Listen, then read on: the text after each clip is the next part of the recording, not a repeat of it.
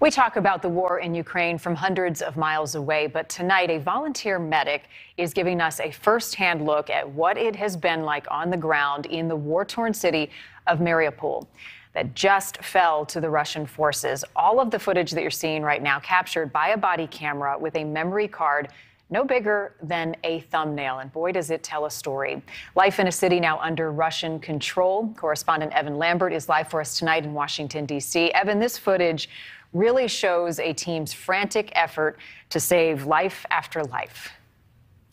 And Marnie, as you can imagine, unfortunately, they were not always successful. In Mariupol, where these images are from, nearly 20,000 civilians have been reported killed. And we want to warn you, these images, they are graphic. Body camera video from Ukrainian medic Yuliia, known by her nickname Taira, shows us the bloody aftermath of the battle for Mariupol. Taira, who uses her voice here to comfort a wounded service member, calm down, don't be anxious, brings an ounce of calm to a mountain of chaos. These moments shot over about a month, ending March 10th. The tiny data card smuggled out in a tampon and obtained by the Associated Press.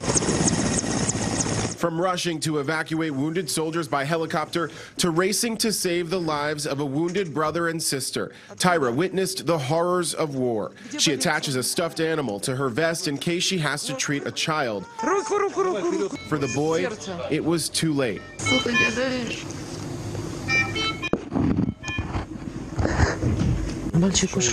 The boy is gone. The boy has died. They are still giving CPR to the girl. Maybe she will survive. In one of the last videos she recorded on March 9th, she remarks on the war's toll on the people of Mariupol. 2 weeks of the war. Besiege Mariupol. Days later, she and her driver would be captured by Russian forces. The same day, Russia was accused of one of its most heinous war crimes, the bombing of a theater that was a shelter, killing close to 600 civilians. And Taira was last seen on Russian state TV reading a statement about ending the fighting, hoping that the fighting would end. The Russians have accused her of being associated with the ultra-nationalist roots of the Azov battalion. But as you saw in her video, she worked to treat both Russians and Ukrainians equally. Marnie? A brave hero tonight, and this is what war looks like. Evan, thank you. Thanks for watching. Click the red subscribe button below so you can get more of NewsNation's fact-driven, unbiased coverage.